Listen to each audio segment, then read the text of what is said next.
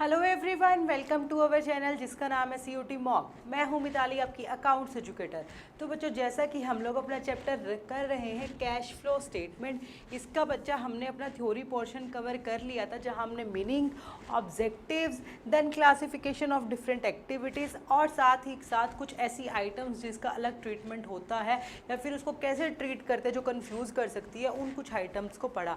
आज बच्चा हम इसको देखेंगे। अब हम कैश फ्लो को कैसे असरटेन करेंगे, कैसे कैलकुलेट करेंगे ऑपरेटिंग एक्टिविटीज से। तीनों एक्टिविटीज से बच्चा हम अलग अलग कैलकुलेट करना सीखेंगे।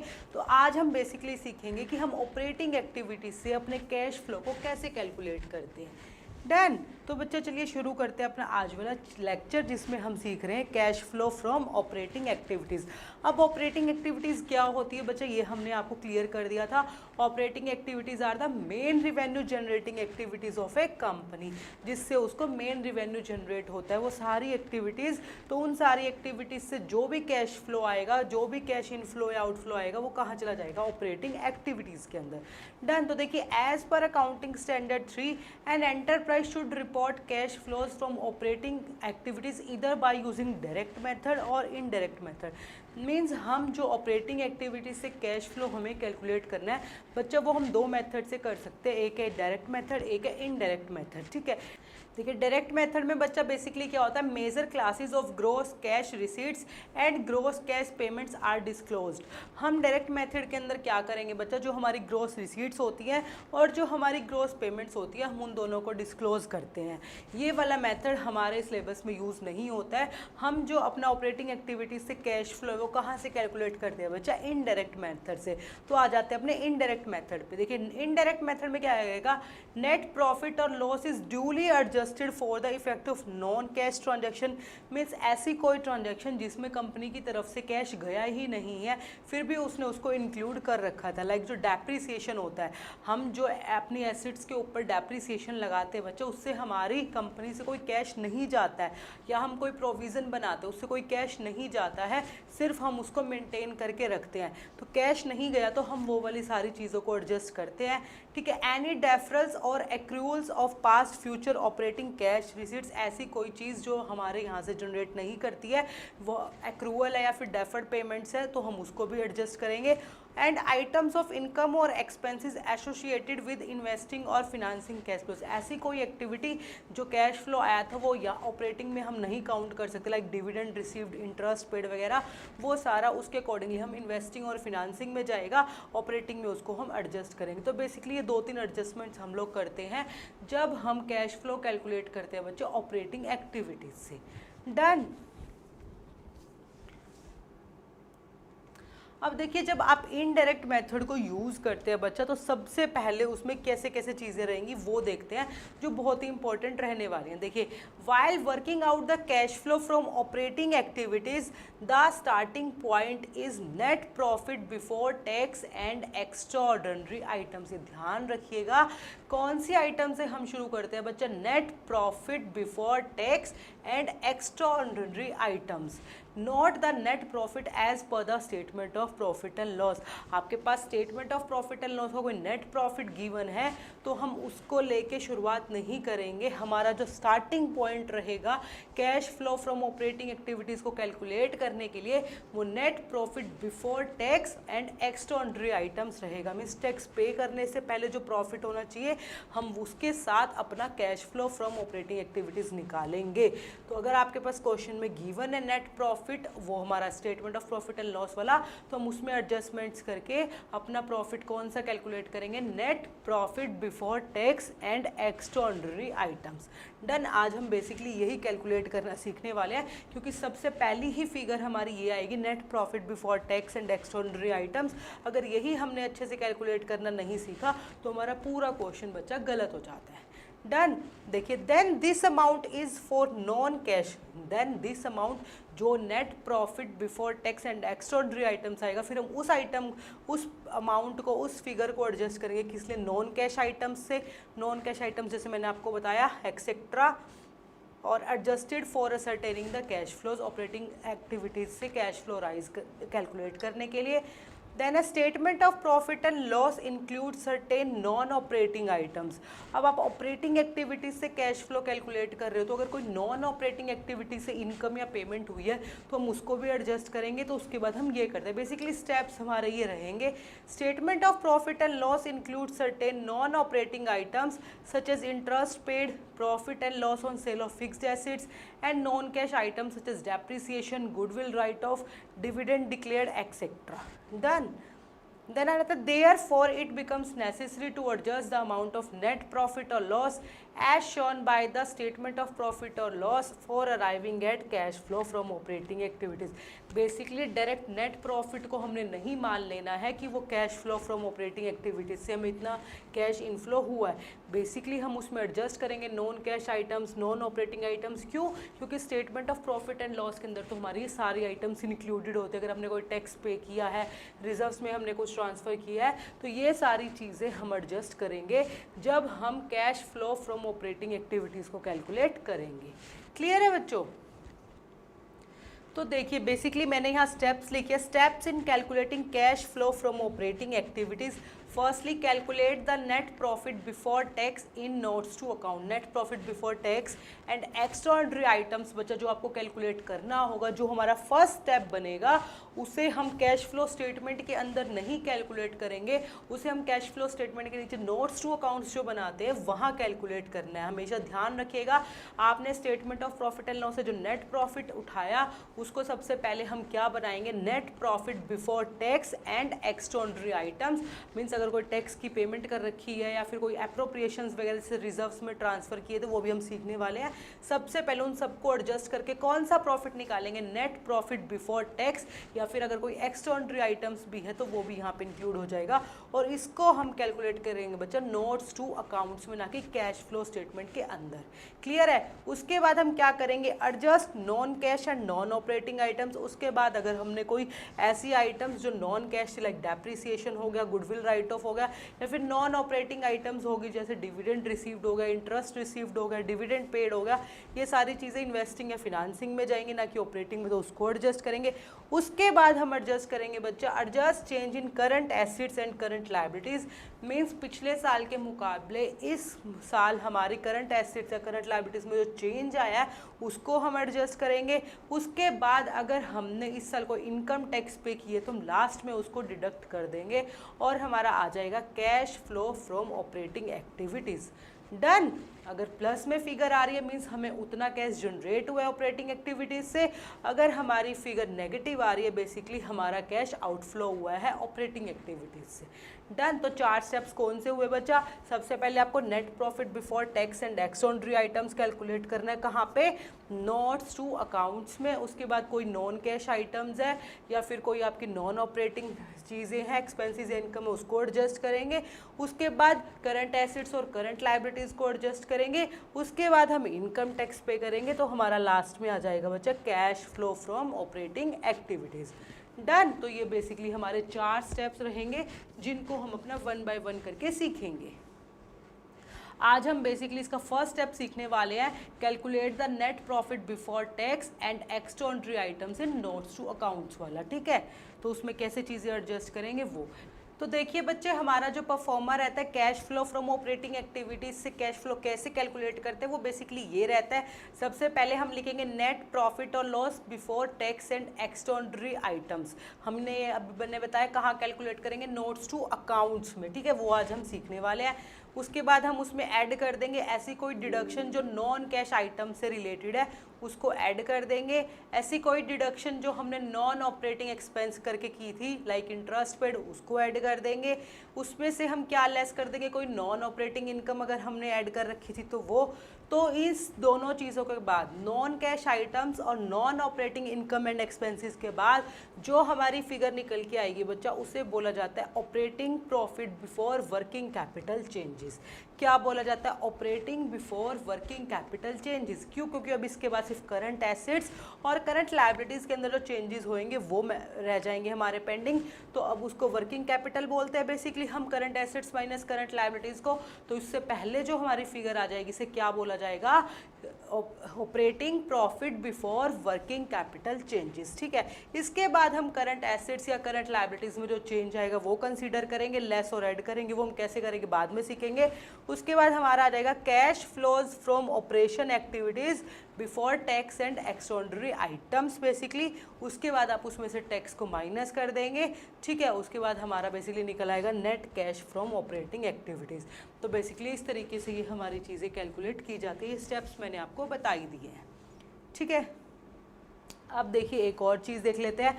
Sometimes neither the amount of net profit is specified know the statement of profit and loss is given. कई बार क्या होगा बच्चों, ना तो आपके पास नेट प्रॉफिट की जो फिगर है वो स्पेसिफाई कर दी जाएगी, ना ही आपके पास statement of profit and loss given होगा। तो अब आप कहाँ से नेट प्रॉफिट देखेंगे, तो देखिए in such a situation the amount of net profit can be worked out by comparing the balances of statement of profit and loss given in the comparative balance sheets for the 2 year. उस time पे हम क्या करेंगे बच्चा, statement of profit and loss जो balances होते हैं, जो हमारे रिजर्व्स एंड सरप्लस के अंदर लिखे होते हैं ना, जब हम कंपैरेटिव बैलेंस शीट बनाते हैं, ये हमने सीखा था ना कंपैरेटिव बैलेंस शीट। तो जो आपकी कंपैरेटिव बैलेंस शीट होगी उसमें रिजर्व्स एंड सरप्लस के अंदर आपका statement of profit and loss का बैलेंस भी लिखा होता है। आप उन दोनों सालों के प्रॉफिट या लॉस जो भी गिवन है उसको कंपैरिजन करोगे और वहाँ से नेट प्रॉफिट निकालोगे इस ईयर का, मतलब जो हमें लेना है हमारी फर्स्ट फिगर। क्लियर है? The difference is treated as the net profit for the year. उस डिफरेंस को हम क्या बोलेंगे, net profit for the year. And then by adjusting it with the amount of provision for tax made during the year. अगर हमने उस साल कोई प्रोविजन फॉर टैक्स बनाया तो उसको एडजस्ट करेंगे, as worked out by comparing the provision for tax balances of 2 years given in the balance sheet. ये प्रोविज़न फॉर टैक्स को हम कैसे करेंगे बच्चे, ये हम अपनी फिनेंशियल एक्टिविटीज़ में सीखेंगे। फिनेंशियल एक्टिविटीज़ में हम इसको अपना कंसीडर करेंगे और वहीं पे इसको सीख लेंगे। ठीक है, यहाँ पे सिर्फ ये जान लो कि हमें उस पर काम करना पड़ेगा। अगर प्रोविज़न फॉर टैक्स है तो उसको एडजस्ट करना पड़ेगा। ठीक है, the amount of net profit before tax can be ascertained, इस तरीके से करना है। मीन्स बेसिकली बोल रहे हैं अगर नेट प्रॉफिट की फिगर भी गिवन नहीं है, statement of profit and loss भी गिवन नहीं है, तो हम क्या करेंगे, तो हम कंपैरेटिव बैलेंस शीट देखेंगे। उसमें जो हमारा रिजर्व्स एंड सरप्लस का हेड होता है बच्चा, उसके नीचे हम लिखते हैं ना surplus of statement of profit and loss. तो वो जो सरप्लस है दोनों साल का, हम उसको कंपैरिजन करेंगे, उनका जो डिफरेंस आएगा वो बन जाएगा हमारा net profit during the year या फिर net loss during the year. Done. तो अब देख लेते हैं नेक्स्ट हमारा क्या रहेगा। तो देखिए हम इसे कैसे कैलकुलेट करेंगे। Net profit before tax is calculated in notes below the cash flow statement. Basically ये जो net profit before tax and extraordinary items है, ठीक है।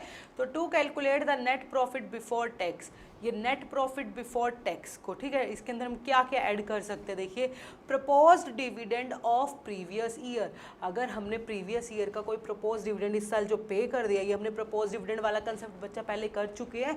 ठीक है, अगर प्रपोज डिविडेंड है बेसिकली वो क्या है, इस साल में पेमेंट किया आपने, लेकिन डिविडेंड पे कौन सी एक्टिविटी है बच्चा, फिनांसिंग एक्टिविटी, तो आप उसको दोबारा से ऐड कर देंगे।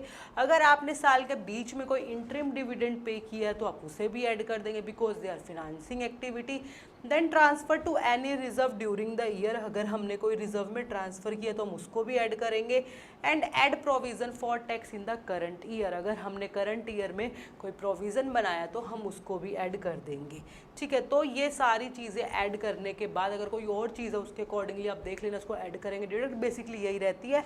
ठीक है, तो हमारा क्या आ जाएगा बच्चा, net profit before tax and extraordinary items.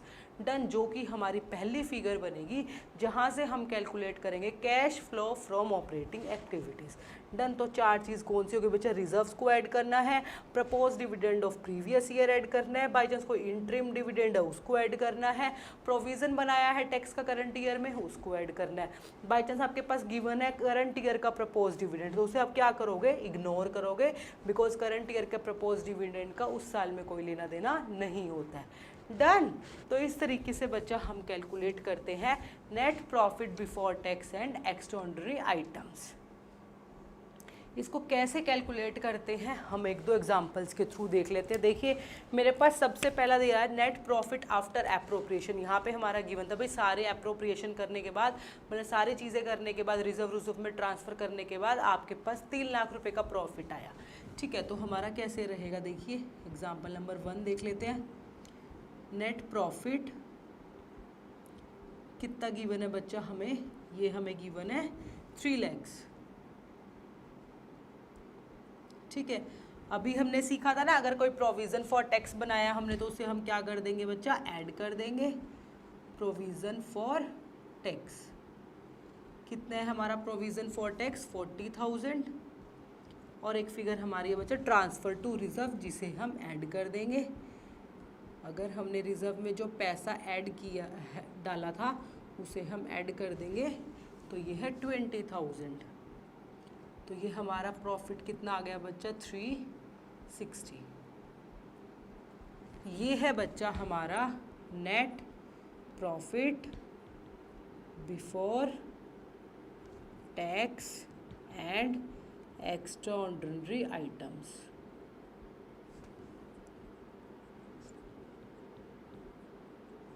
Clear है, इस तरीके से हमें एडजस्टमेंट करके निकालना है। अब इस फिगर को हम लेंगे और इसके अंदर non cash items, non operating items को एडजस्ट करेंगे, करंट एसेट्स, करंट लायबिलिटीज़ को एडजस्ट करेंगे।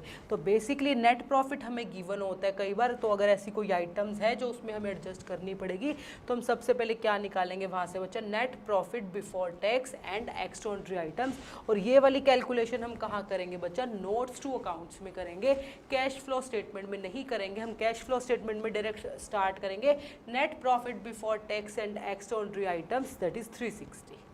डन। तो इस तरीके से बच्चा हमें इसको कैलकुलेट करना है। एक दो एग्जांपल और देख लेते हैं हमारे क्या रहेंगे। नेक्स्ट बच्चा हमारा एग्जांपल है एग्जांपल नंबर 2।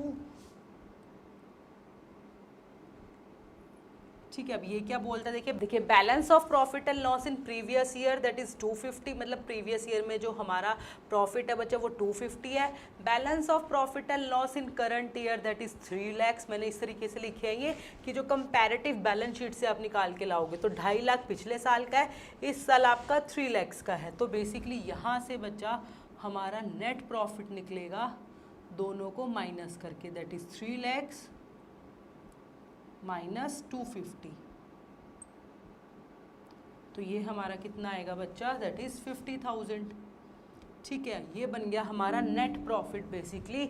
और अब इस नेट प्रॉफिट में हम क्या कर देंगे, अगर और कोई चीज़ है जैसे इधर है add transfer to reserve, reserve में कितना पैसा ट्रांसफर किया हुआ है बच्चा, 50,000।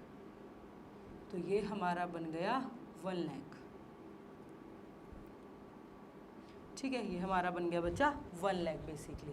ठीक है, 1 लाख। ठीक है, 1 लाख हमारा क्या आ गया, नेट प्रॉफिट। मैं लिख देती हूँ फिर से, net profit before tax and extraordinary items. Done. तो इस तरीके से हमें इसे कैलकुलेट करना आना चाहिए। अगर आपके पास प्रीवियस ईयर और करंट ईयर का बैलेंस गिवन है कंपैरेटिव बैलेंस शीट में, तो माइनस कर देंगे करंट में से प्रीवियस और निकल जाएगा, और फिर उसके अंदर एप्रोप्रिएशंस वगैरह को ऐड करेंगे। यहाँ पे जैसे एग्जैक्ट गिवन था, यहाँ पे आपको ये भी निकालना पड़ा कैलकुलेट करने के लिए। ठीक है, तो ऐसे हमें करना है। और देख लेते हैं अगर और किसी तरीके से कोई एग्जाम्पल है। एक और एग्जाम्पल है बच्चा हमारे पास। ठीक है, एक एग्जाम्पल और देख लेते हैं ताकि अच्छे से क्लियर हो जाए। Example number 3। ठीक है, देखिए ये बोलता है balance of profit and loss in the previous year कितना है, 50। Balance of profit and loss in the current year कितना है बच्चा, 80। तो सबसे पहले आ गया हमारा नेट प्रॉफिट, कितना आएगा बच्चा, 80 में से 50 हम माइनस कर देंगे। ठीक है, इट विल बी 30,000। ठीक है, और देख लेते हैं add transfer to reserve. Reserve में जो पैसा हमने ट्रांसफ़र किया है उसको हम क्या कर देंगे बच्चा, ऐड कर देंगे, दैट इज़ 50,000। ठीक है, देन है propose dividend of previous year, इसे भी ऐड करना है। क्यों, क्योंकि ये डिविडेंड पे करना हमारा क्या है बच्चा, फिनांसिंग एक्टिविटी में जाएगा, ना कि करंट ईयर में, सॉरी ना कि ऑपरेटिंग एक्टिविटी में। तो प्रीवियस ईयर में हमने कितना डिविडेंड पे किया बच्चा, 20,000। ठीक है। देन है propose dividend of current year. Current year के प्रपोज डिविडेंड हमारी कॉन्टीजेंट लायबिलिटी है, उसे हम तब पे करेंगे जब उसको शेयर होल्डर्स अप्रूव कर देंगे, मीन्स नेक्स्ट ईयर में।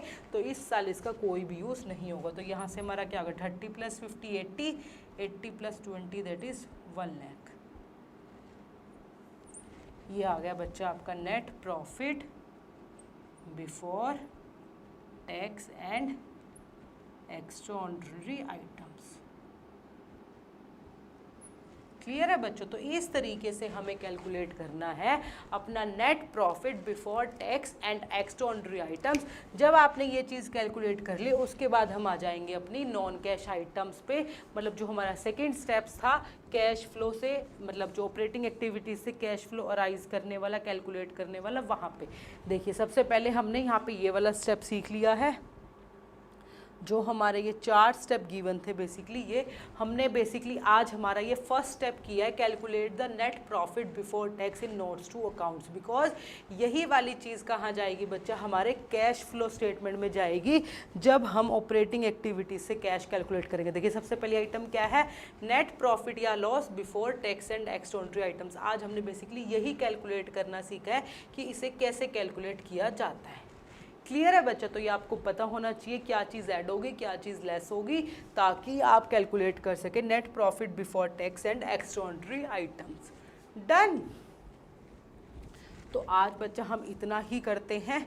नेक्स्ट प्रॉपर हमारा कैश फ्लो स्टेटमेंट जो है, सॉरी ऑपरेटिंग एक्टिविटीज़ से है, वो हम आगे कंटिन्यू करेंगे अपने नेक्स्ट लेक्चर में। ठीक है, तो इससे रिलेटेड हमारे ये 2 क्वेश्चंस है बच्चा जो आपको घर से करके लाने हैं, इनको हम डिस्कस करेंगे अपने नेक्स्ट वाले लेक्चर में। आप देख लेते हैं जो प्रीवियस ईयर में हमने, सॉरी लास्ट सेशन में आपको 2 क्वेश्चंस दिए थे, उनके क्या आंसर थे। फर्स्ट क्वेश्चन था dividend received is, dividend received कैसी एक्टिविटी है बच्चा, option number C investing activity. Then question number second था tax paid on capital gains by the company shown as in the cash flow statement as, tax paid on capital gain. Capital gain क्या, investing पे activity है, तो बच्चा वो आ गया cash outflow from investing activity. Tax आपने pay किया है तो बेसिकली क्या होगा, कैश आउटफ्लो हुआ। डन, तो ऑप्शन नंबर बी। तो ये थे बच्चा हमारे लास्ट सेशन के क्वेश्चन। अब बच्चा बेसिकली हम अपने नेक्स्ट लेक्चर में करेंगे अपने बाकी के जो हमारे 2-3 स्टेप्स बच गए हैं, जो हमने आज बेसिकली किया। नेट प्रॉफिट कैलकुलेट करना सीख लिया नोट्स टू अकाउंट्स में, जो before tax and extraordinary items है। अब कल हम इसको non cash, non operating items की एडजस्टमेंट्स, साथ ही साथ हमारी करंट एसेट्स और करंट लायबिलिटीज़ की एडजस्टमेंट्स, और उसके साथ फिर इनकम टैक्स पे तो करना, सिर्फ डिडक्ट ही करना है उसको। इन तीनों स्टेप्स को कवर करेंगे, जिससे हमारा क्या जनरेट होगा बच्चा, cash flow from the operating activities. ठीक है, हमारा आ जाएगा हमने ऑपरेटिंग एक्टिविटीज से कितना कैश फ्लो किया है, कितना जनरेट हुआ है, फिर कितना फ्लो हमारी तरफ से गया है। ठीक है, तो ओवरऑल हमारा यहाँ से रहेगा ये फर्स्ट स्टेप हमने आज कर लिया है, जिसको हम नोट्स टू अकाउंट्स में कैलकुलेट करते हैं। ध्यान रखिएगा कैश फ्लो स्टेटमेंट में नहीं करना है बच्चा इसे कैलकुलेट, ये वाली फिगर हम डायरेक्ट डालेंगे अपने कैश फ्लो स्टेटमेंट में, और फिर बाकी के तीनों स्टेप्स करेंगे उधर। डन। तो मिलेंगे बच्चा अपने नेक्स्ट लेक्चर में, जहाँ कंटिन्यू करेंगे अपना यही वाला टॉपिक। तो till then bye bye everyone, take care.